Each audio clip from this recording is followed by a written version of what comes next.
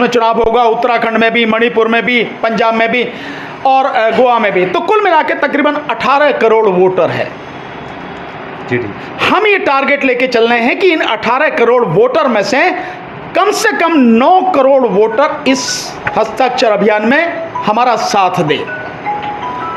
और 9 करोड़ वोटर जिस दिन हमें साइन करके देगा, हम सुप्रीम कोर्ट के सामने जाके लड़ेंगे कि जो इलेक्शन 2022 में आ रहा है 5 राज्यों में, उसकी आधी से अधिक आबादी वोटर जो वो नहीं चाहते कि ईवीएम से चुनाव हो, तो आप क्यों चुनाव करवा रहे हैं ईवीएम से? क्योंकि ईवीएम को हटाने का दो ही जगह हैं।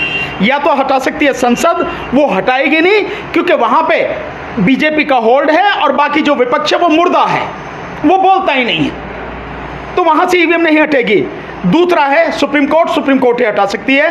तो इसलिए हम सुप्रीम कोर्ट के सामने जाएं तो सबूतों के साथ जाएं, इसलिए हम ये सारी कैंपेन कर रहे हैं, इस विषय में आए हैं। एक दूसरा, जो किसान आंदोलन चल रहा है, इस देश के हर व्यक्ति को इस किसान आंदोलन में सहयोग देना चाहिए। इस किसान आंदोलन को अगर मजबूत नहीं बनाया गया तो ये देश पूरी तरह से तबाह हो जाएगा, कुछ भी बचेगा नहीं। इसीलिए मैंने पूरे जो तीनों कानून हैं, कृषि कानून तीनों, उन तीनों कृषि कानूनों को बाकायदा एक करीब 15 पेज का एक मैंने बनाया है। उसमें मैंने लिखा है कि किस तरह से इन तीनों कानूनों से पूरा देश, केवल किसान नहीं, मजदूर के अलावा गरीब आदमी, आम आदमी, शहरी आदमी पूरी तरह से तबाह हो जाएगा। वो पूरा मैंने उसमें लिखा है, वो सारा एक ये कैंपेन है। तो इस आंदोलन का साथ दें। ये आंदोलन अगर किसी वजह से अपनी सफलता नहीं पा सका, आप देश को नहीं बचा सकेंगे, क्योंकि ये आखिरी उम्मीद है देश को बचाने की, ये किसान आंदोलन, ताकि देश बच जाए। इस एक बात। दूसरा, हमने 2013 में एक पार्टी बनाई थी, राष्ट्रीय जनहित संघर्ष पार्टी। 2014 29 मार्च को हमारी पार्टी को इलेक्शन कमीशन ने रजिस्टर किया। 2017 के विधानसभा चुनाव में पहली बार हम इलेक्शन लड़े 5 सीटों पर। उसके बाद में नूरपुर विधानसभा, जो आपके इसी बिजनौर क्षेत्र में है, वहां से हमारे एक साथी हैं, आप देखेंगे ज़हीर आलम अंसारी साहब, इनको हमने चुनाव लड़ाया। उपचुनाव जो हुआ था, बाई इलेक्शन, उसके बाद में लोकसभा चुनाव में हमने विपक्ष जो बीजेपी को हराने के लिए था, उस गठबंधन को सपोर्ट हमने किया।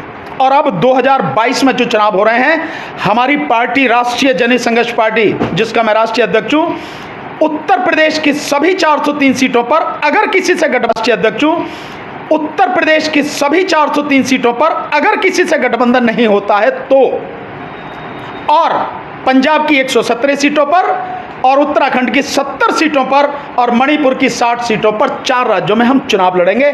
उसी के लिए हम लगातार लोगों के बीच में हैं, लोगों को समझा रहे हैं, क्योंकि आपने सबको देख लिया है, कौन किस काम का है, आप सब जानते हैं। अगर विपक्ष में जो आप जो लोग बैठे हैं वो बोल नहीं सकते, उनको डर है, तो आपका साथ क्या देंगे? वो आपके लिए लड़ेंगे क्या? आपके लिए करेंगे क्या? पूरे देश को 196 पेज की 2 वॉल्यूम में किताब बना के मोदी कह रहा है ऐसे बेचूंगा देश को, और विपक्ष बिल्कुल चुप बैठा, मर गया है क्या? विपक्ष को नहीं चाहिए कि संसद से कानून बना के ही सरकारी जितनी भी कंपनियां बनी हैं वो बनी हैं, तो संसद से पहले परमिशन लेनी चाहिए मोदी को उन्हें बेचने की, नहीं ली जा रही। तो तुम क्या कर रहे हो? तो विपक्ष को नहीं चाहिए, अगर तुम कुछ नहीं कर सकते तो कम से कम सामूहिक रूप से इस्तीफा ही दे दो। इतना तो कर ही सकते हो। पेंशन तो जीवन भर मिलेगी, तुम्हें खाने पीने के लिए तो टोटा नहीं होगा।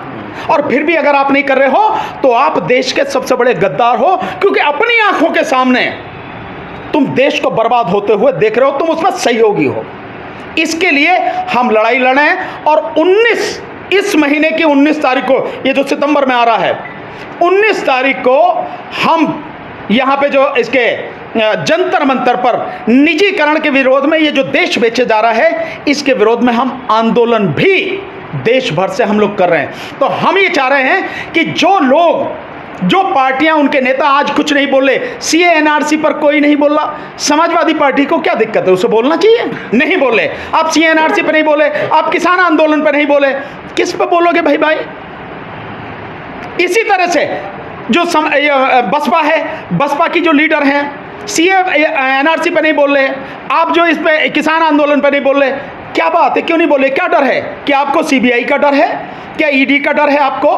क्या आपको इनकम टैक्स का डर है? अगर इनका डर है तो ये डर तो भैया 2024 तक बना रहेगा, क्योंकि मोदी तो 2024 तक रहना है और मोदी के हाथ में तीनों है, सीबीआई भी, ईडी भी और इनकम टैक्स भी। तो तुम मुख्यमंत्री भी अगर बन जाओगे तब भी नहीं बोल पाओगे।